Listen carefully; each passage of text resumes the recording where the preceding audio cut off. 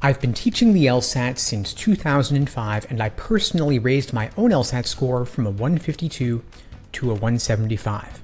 Now, I coached several of my students on their biggest LSAT challenges and did my best to make my answers to them as concrete and tactical as possible so you can take those insights and apply them to your LSAT prep for a quick score boost. Here are the best moments from those coaching calls. I've taken an LSAT prep course before, and what they recommend us to do when we're answering reading comprehension or logical reasoning is to pre-phrase it before you start looking at the answer choices. But sometimes it's very difficult to pre-phrase when it's a very complex argument. Example has 3 premises and then a sub-conclusion and then a conclusion. Pre-phrasing isn't always the way to go. It's a useful strategy, and when you can do it, it's great, but it doesn't work for every question or for every question type. For flaw questions, for example, pre-phrasing is useful because there's one big flaw the argument's guilty of, and if you can identify and articulate that flaw for yourself, it's much easier to solve the question. But on the other hand, a question type like strengthen or weaken, there might be several different ways you could strengthen or weaken the argument. So you might not have any pre-phrase at all, or the one that you come up with might not be the one LSAC is asking about. So I wouldn't count on it as a strategy that will work all the time. What do you recommend to do for those type of questions then? To weaken an argument, for example, you want to be open to alternative possibilities and alternative explanations. And so the one you did come up with, the one that you pre-phrase, is simply one, but there could be many other possibilities as well. So if we say, for example, someone got a 180 on the LSAT, therefore they're guaranteed to gain admission to Harvard, that's an argument that's obviously open to attack. There are many ways we could weaken that argument. Perhaps their GPA was a 2.0, or maybe they didn't go to undergrad at all, or maybe they committed a felony, or maybe their personal statement was terrible. There's a lot of reasons why even getting a 180 would not guarantee admission to Harvard. I just listed 3 or 4 different ways to weaken that argument. LSAC could ask any one of them. So it's really about engaging with it in a more informal, real world sense, like you were having a conversation with somebody. I get the sense that you're asking about these techniques that are useful, but they can't be applied mechanically, and they're not always applicable. How do you stay focused in a very dry reading comprehension passage? It's so boring that you're reading through it, and then by the time you reach the second paragraph, you didn't absorb the first paragraph because it was so boring. Yeah, I hear what you're saying. And part of it is fake it till you make it. You have to fake interest in it and act like it's the most interesting thing in the world. And another thing I would do is I would try to caricature or exaggerate the positions presented in the passage to make it more real world relatable. But there's one reading comp passage that has 2 different political groups. One is the Congress and one is the League.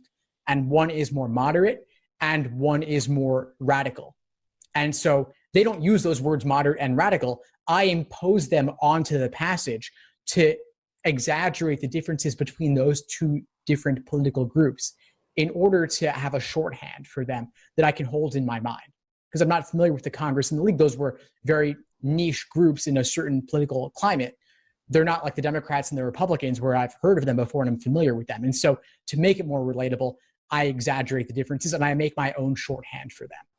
I also look for where the author is expressing their opinion. And I really hold on to that for dear life. I focus on that. The details, the examples, I don't get wrapped up in them. Those are really meant to trip you up. And those you can always go back to when you need to. I just try to walk away with what's the main idea. And the main idea is the author's opinion wherever they articulate it. I use that as my major takeaway from the passage. Okay, another mistake I keep making is I'll confuse a conditional relationship for a causal one or vice versa. And there's certain times where I can distinguish it. So if there's like language, unless, without, so that indicates a necessary condition. So that's easy. But then there are times where they don't have these trigger words. So then I can't really distinguish it anymore. Okay, so when you're dealing with conditional relationships, there will often be some conditional indicator somewhere. It may be one of those annoying words like unless, except, until, without. It could be if, then. It could be one of the variations on sufficient necessary indicators. And like the contrapositive, I would really want you to drill those, because those are one of the few things that you do want to memorize in a way, so much so that it really becomes automatic and innate, where you're not doing it by rote, but you really understand it on a deep level. And in the absence of conditional indicators, you really do have to, once again, engage with it in a real world sense to see what the relationship is. And I know that there are resources that talk about conditionality versus causality, and they really stress the importance of those differences. Personally, I think that simply engaging with it in a real world sense is typically enough. If you're engaging with it like you're having a conversation with someone, it becomes much easier to poke holes in it, I think. And the LSAT's not testing your ability to see what is the difference between them. They're testing your ability to do whatever the task is at hand. Strengthen, weaken, point out the flaw, resolve the paradox, things of that nature. So I would focus on, whenever you're dealing with an argument, just engaging and asking yourself, how reasonable is this? What are they failing to consider? Or what are they not bothering to explicitly state? And what are the underlying assumptions in this argument? How strong is it? And then test it a little bit by asking yourself, how could I weaken this? How could I strengthen it? I feel like there's a lot of room for improvement in logical reasoning. Sometimes I get stuck, like I get really determined to figure a question out and I take so long on it. And I just want to know like when is the right time to move on from that question and just continue and then get back to it if I have time or not. You notice there's a certain point at which you start to panic rather than improving your understanding on that question? Yeah. That's the moment. When you're not making any progress in deepening your understanding of, let's say, the argument, and the answer choices are only serving to further confuse you, at that moment, say, you know what, I'm going to make this one of the handful of questions that I flag and hope to come back to at the end. And that's okay. Personally, I'll flag 4 or 5 questions in a single logical reasoning section sometimes. Just I don't want to deal with them in the moment. There could be like longer parallel reasoning questions or principal application or topics that I don't feel super comfortable with. Those are the ones that I say, I'm going to leave these aside. And the digital LSAT even has a flagging tool on it to make it easy to see those particular questions. You skip them, come back at the end. Do you select an answer choice just in case you weren't able to come back to them? Personally, I probably don't. But that's because I feel comfortable that I'll finish the section. I'll get to the end and have time to go back.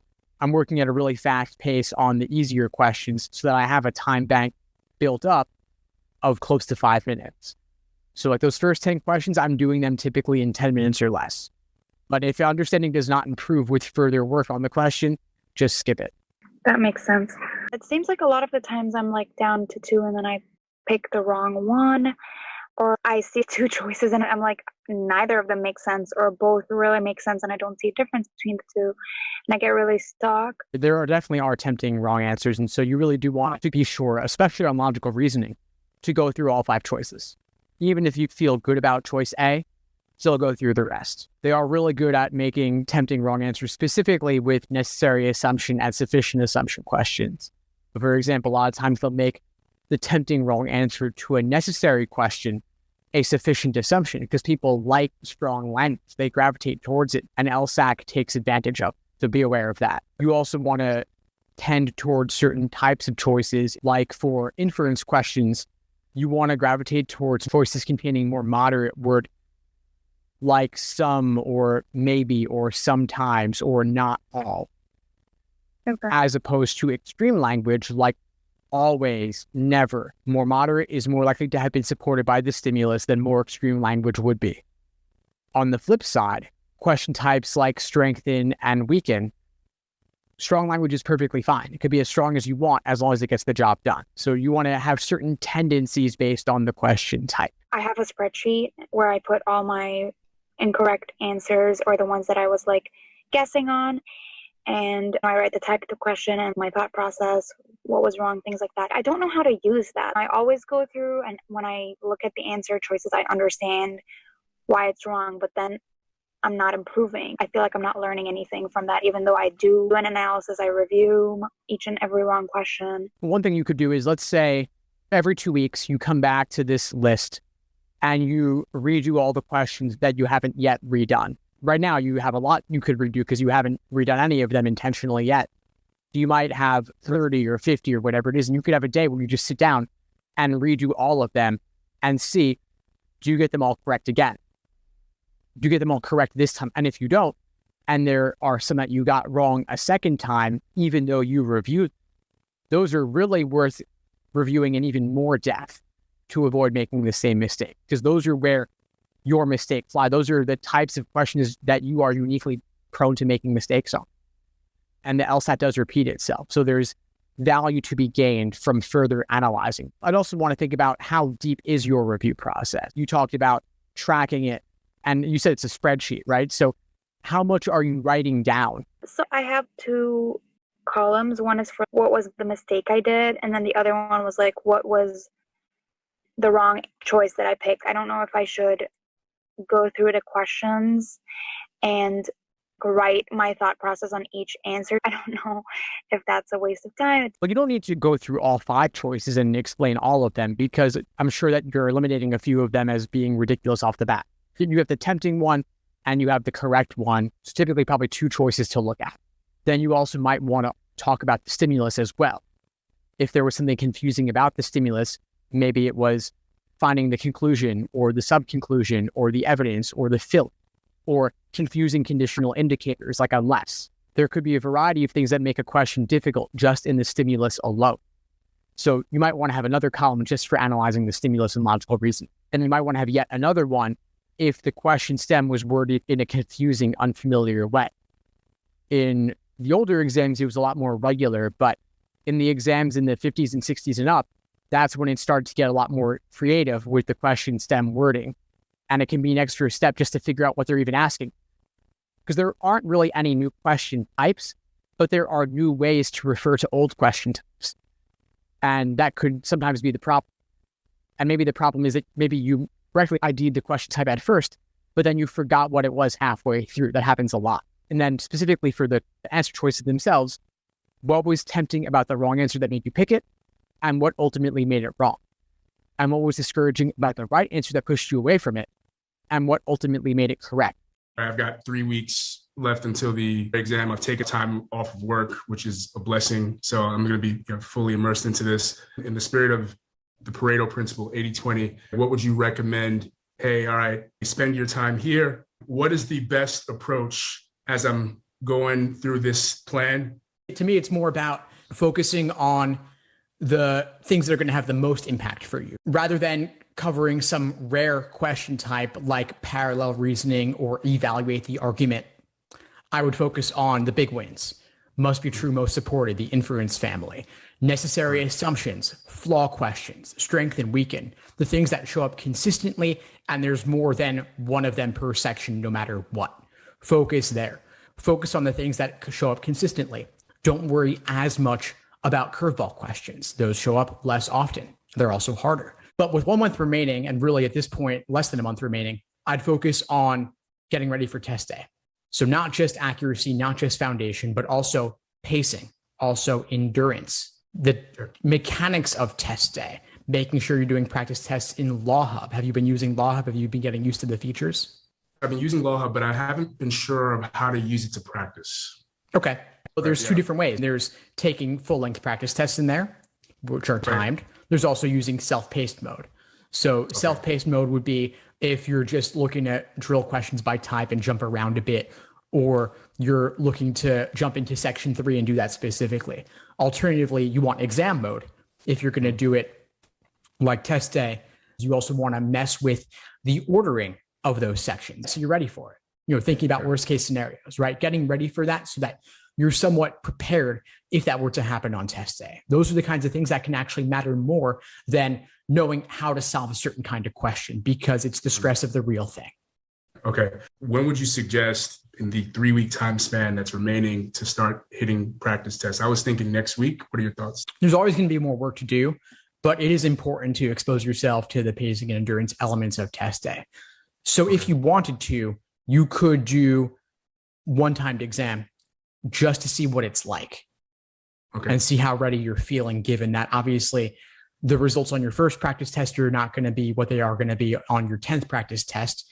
getting used to pacing and endurance and just improving your overall accuracy will come with time as you do more of them.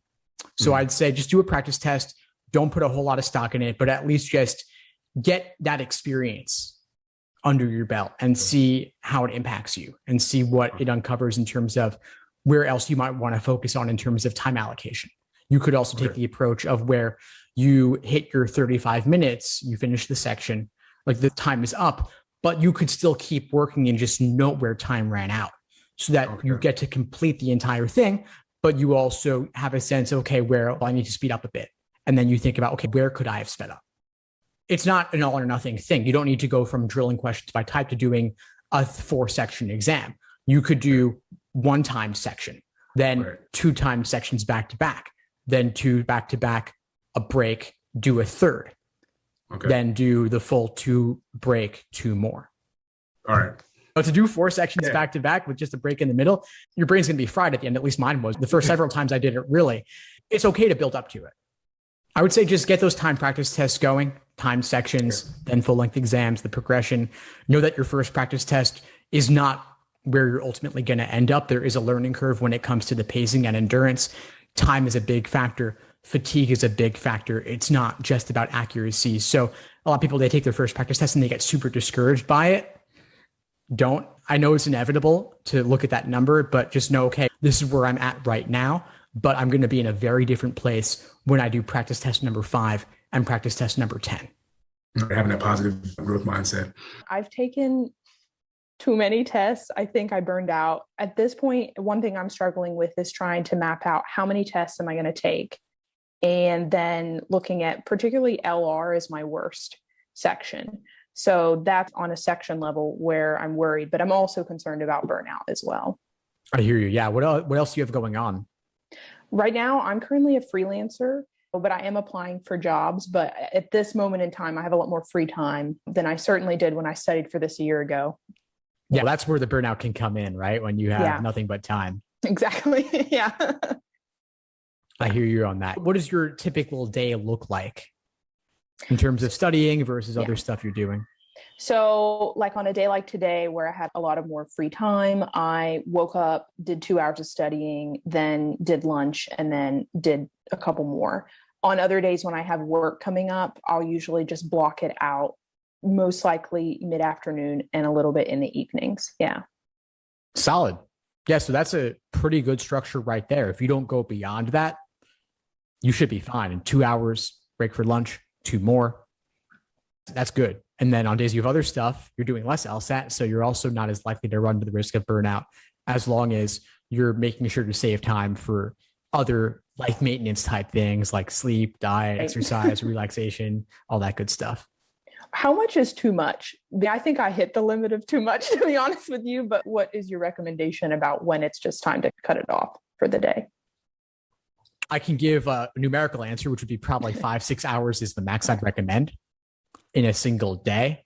And that's also with breaks scattered throughout. Too much could also just be more a psychological thing as well, where you're seeing the letters on the page run together, or you're feeling stuck and you're not making headway and getting frustrated as a result of that.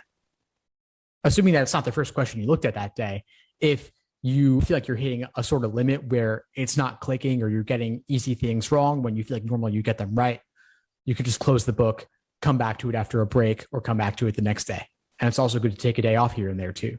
Would like 5 days a week be good in terms of studying and then take a break for like in between maybe 2 days or 6 days? Would that be a good approach at this point in the game, I guess? It seems like a perfectly fine approach. To some extent, it's going to be personal. There's not really a whole lot of one size fits all answers on this. Some people feel stressed if they don't study, then they want to do a little something every day. So even if on your day off, if you wanted to do a question here or there, that could be all right if you feel like you need to. Yeah. But that's more just for you than for the actual content of what you're working on itself. And I think it's fine to take days off, definitely. And I think if you're asking these questions, it's probably beneficial for you to take a day off here and there completely. Looking back, I studied for 6 months and then took it twice. And then I've taken all this time off to come back to take it this fall. And I learned that I don't think I picked up on all the concepts because I was just going so quickly through all the exams. So I definitely want to structure my review time a lot better than certainly what I was doing prior. Yeah. So I think getting a comprehensive understanding of the concepts and reviewing in depth rather than just burning through exams is definitely the way to go. I'm curious, you first studied before your prior experience. What do you think may have led to your burnout initially? I hit it so hard every single day. And I was working full time at that point too. I was a reporter. So I would do that all day. And then in between breaks, I would be studying. At night, I would study. It just never ended.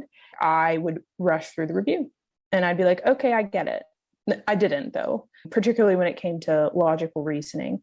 So I think that's what led to the burnout. It's definitely understandable why burnout could result from a situation like that. But given you were working full time, you were squeezing in LSAT wherever you could. And it sounds like you were trying to turn up LSAT to the max while you also had a lot of obligations. Being a reporter is not easy as it is, right? Yeah. And you're doing it full time, plus LSAT, squeezing wherever you could and looking to really maximize everything in your LSAT. Luckily, now your life circumstances are much different. Freelancing in its nature can allow more free time. And you also have the benefit of having learned from the mistakes of the previous. So already I feel a lot better about what your situation is going to be like going forward in terms of avoiding burnout. And on top of that, you have plenty of time, which is conducive to burnout if you let it. Yeah. But we're having this conversation. You have the study plans built into the course that can make it a lot more manageable, bite-sized. And hey, if you reach what you need to do for that day in the study plan, you have license. I'm giving you permission to take days off. Take the day off after that. You can attend the classes if it makes sense for you, but you also don't need to. They're all recorded. You can catch them later on your own time. That's really good advice. I mean, my days they're not all set in stone too, and things may be changing with a new job opportunity. So I want to be sure that I have something set that can be changeable so that I'm not like thrown up in the middle of my study plan and I'm like, I can't do this anymore. Given that right now you're freelancing, let's say that these days you can do the 4 or 5 hours or so a day. Yeah. If the new job comes along, obviously your day is going to be completely revamped in terms of what your schedule looks like. You then turn down the dial a bit on LSAT, where maybe it's okay, you attend some classes and that's all you do. Other days when you have a day off from work, you could then do a bit more LSAT, but aim to get a lot under your belt now, plus having the knowledge of everything you've done up to this point. That say, hey, I don't need to turn it up to 11 anymore. I've already learned a lot. I have a good foundation. Yeah, I might want to shore up some concepts. I might want to review a bit more in depth than I did previously, but you don't need to learn everything from the beginning. And you also have a few months on top of everything you've done so far. I want to tell you about the changes in my schedule that has happened and also get some help and direction from you. So I initially signed up to take the test, but then I changed it and I talked to my therapist. She recommended me longer period of the time. Especially for me, it's not good. Time pressure, it's horrible idea. So I'm contacting you today to ask you for effective and also realistic plan for me in terms of study time and schedule. I agree with what your therapist said about allowing more time and not focusing on the timing too much right now in terms of the time pressure of the exam. I would say focus on building that foundation, getting your accuracy solid first, and then you can introduce timing down the line as you feel comfortable. You might also look into extra time accommodations if you think that you might qualify or if that might serve you given where you're at. Oh, okay. Yes, that's actually what my therapist recommends. I have anxiety over time. Let's put it that way. Sure. So that I would seek that out. And it's always better to start that process earlier rather than later because LSAT can take a while. But since you're taking the LSAT on a longer timeline anyway now, there probably isn't a huge rush. So if LSAT takes weeks to get back to you, follow up with them. Tell me more about what your daily schedule is like or your weekly obligations. That's something I left out with. I have a full-time job, so 8 hours a day. I can either work in the morning or work at night. So I'm much more sharp and productive in the morning than at night because my work is very intense, like scientific work, so requires a lot of focus. And by the time I'm after work, I'm just crashed. Like I just need to relax. I can't focus. Okay. And so since you have a longer timeline, you don't need to put in 20 hours a week on the LSAT right now. I'm not sure that's realistic given that you have a taxing full-time job. I'd say maybe if you can carve out even just an hour in the morning on weekdays before you start your full-time job, that can let you keep some momentum going. And then you don't have to place the obligation on yourself to also study at night when you're already tired. For now, I'd say just an hour in the morning on weekdays, and then maybe you can do a bit more on weekends. So on the weekends, how many hours would you recommend for me to put in? What do you have going on the weekends currently? I technically like to keep my weekends like relaxing time because of my work schedule. Yeah, I would say maybe 3 hours on weekends. So maybe if you do on the weekends something like 9 to 12 or 8 to 11, but whenever you wake up, you could do a few hours in the morning, since you said the morning's when you're sharpest anyway. You take breaks throughout those 3 hours or so. Then you have the rest of the day free to relax. And then would I still retain all this information, or do I need to maybe review all these materials? Because it's going to be like how many months? 5 or 6 months?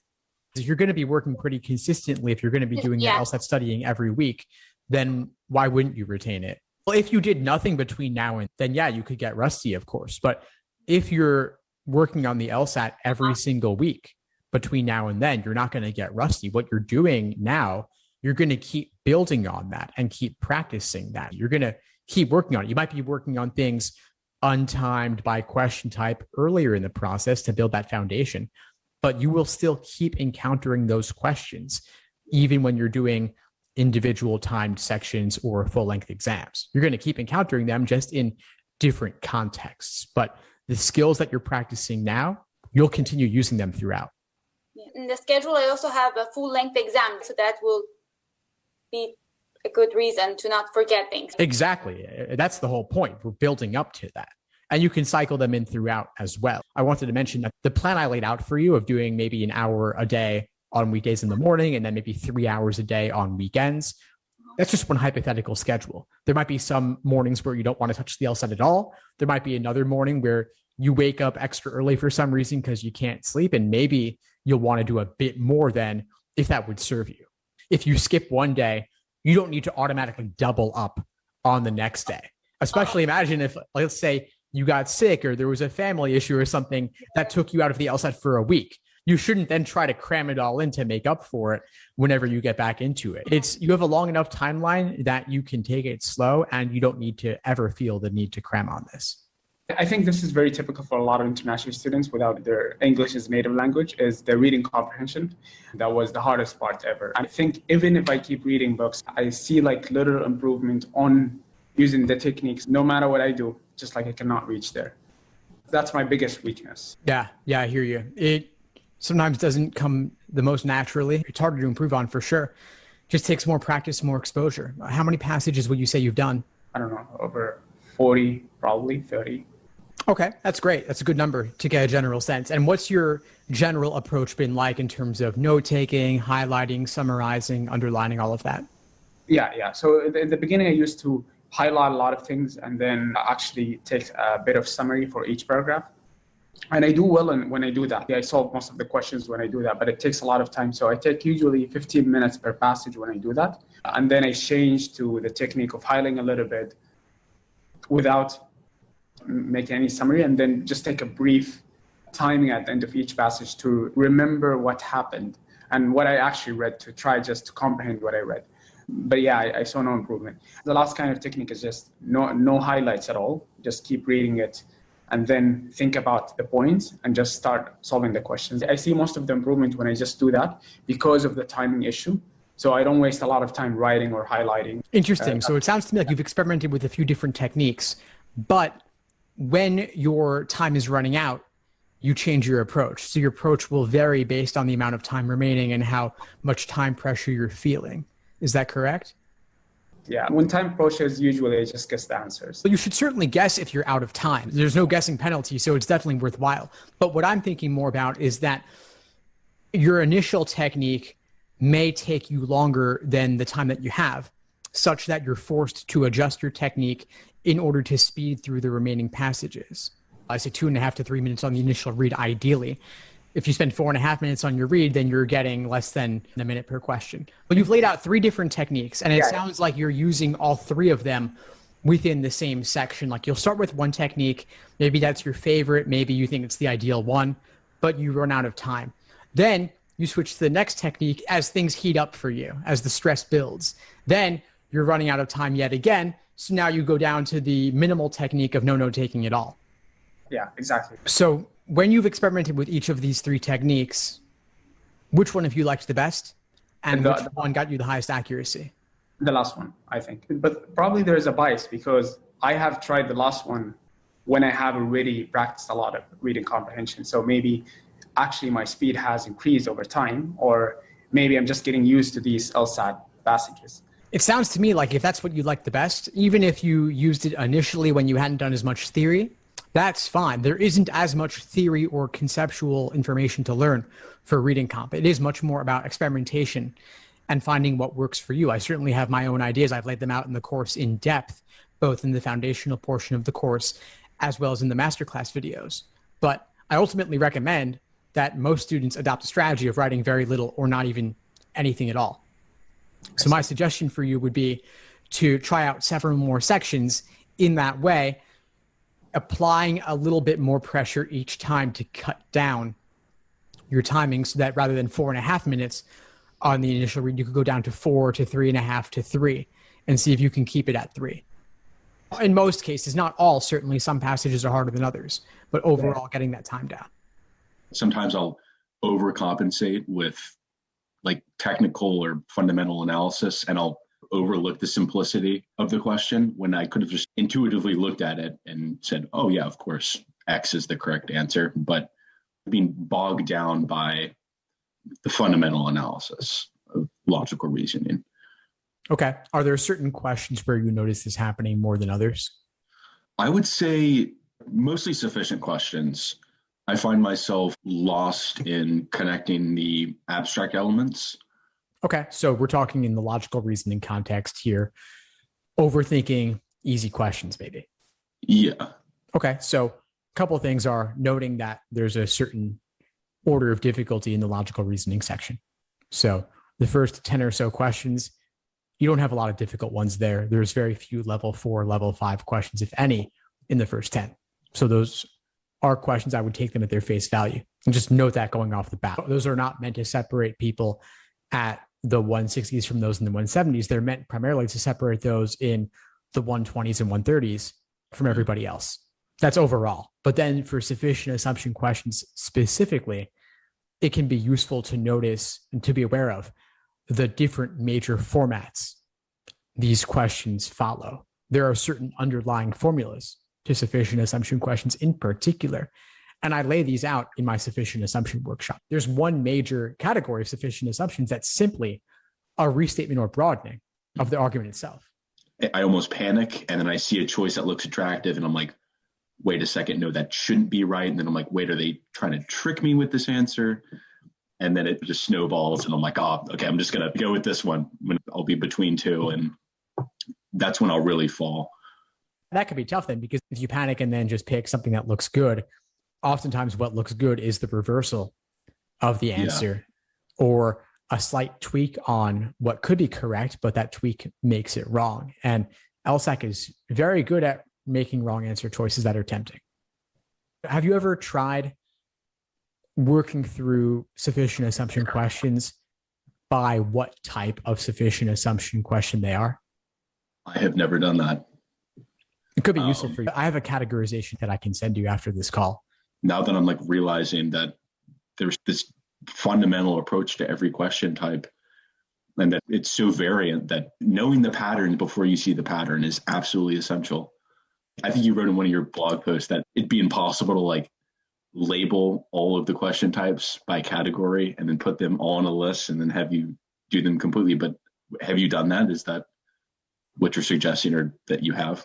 Well, there's a lot of different ways one can categorize. And the LSAT, you're right, it's too complex an exam to just throw yourself into the deep end of the pool with full-length exams when they're all different types, all scrambled together, especially in logical reasoning. That's where there's the most scrambling, because you have the greatest number of question types and methods of reasoning and just general complexity, in my view. To answer your question, There's question stem categorizations, which are fairly normal in the LSAT prep world.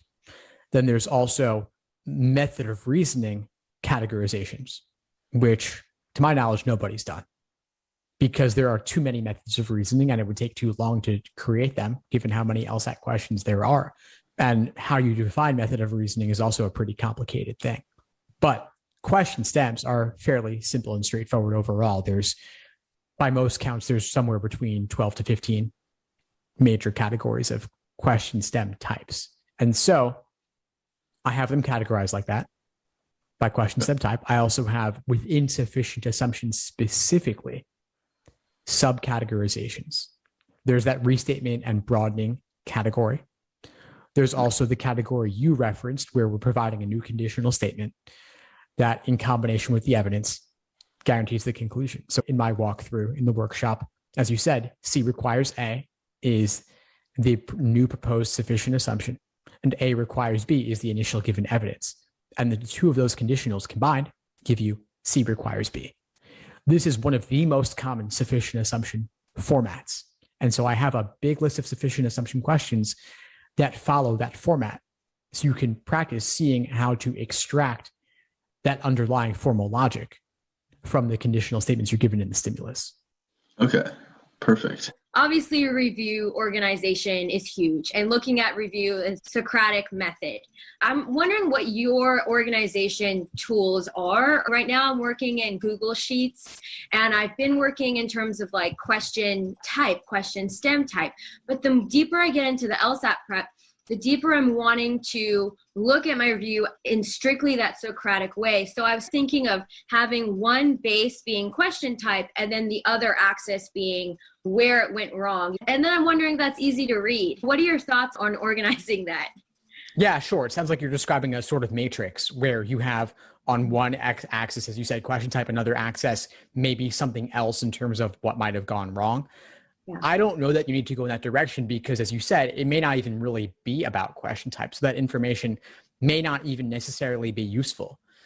Definitely. Okay. That's what I was trying to figure out. I'm like, am I taking this too far? I definitely hear people using Google Sheets or even just a Google Doc, whatever works for you. I think it's not really about categorization as much as just figuring out where you went wrong. In terms of systematizing it, I think of it three different parts: stimulus, question stem, answer choices.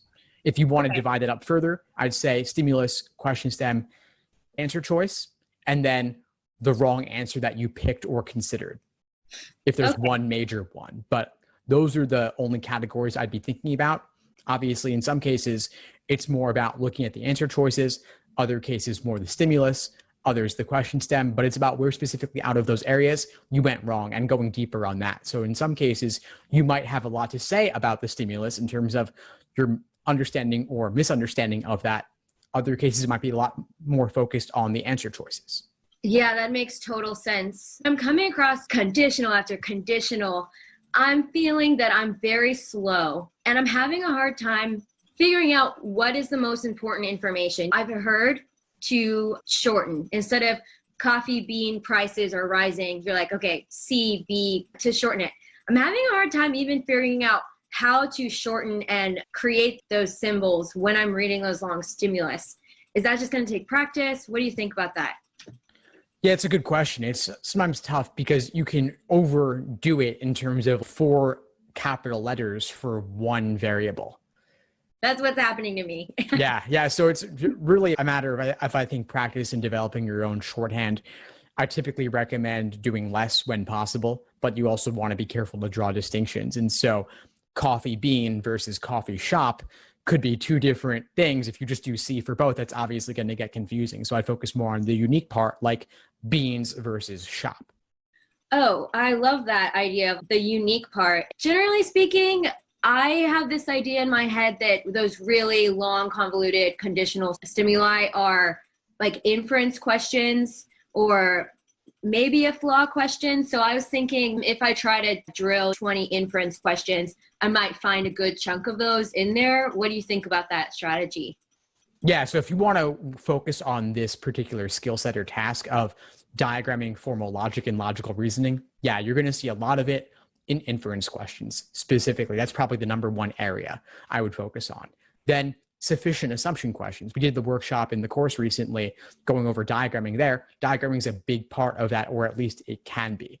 Flaw questions, sometimes yes, sometimes no, but that's really more in terms of cases where they are dealing with confusing necessary and sufficient conditions where you could diagram, but I typically wouldn't diagram flaw questions. So I'd focus more on those other two types. And tougher parallel questions too, by the way. Tougher parallels sometimes involve conditional logic where diagramming could be useful. They get pretty convoluted in certain cases.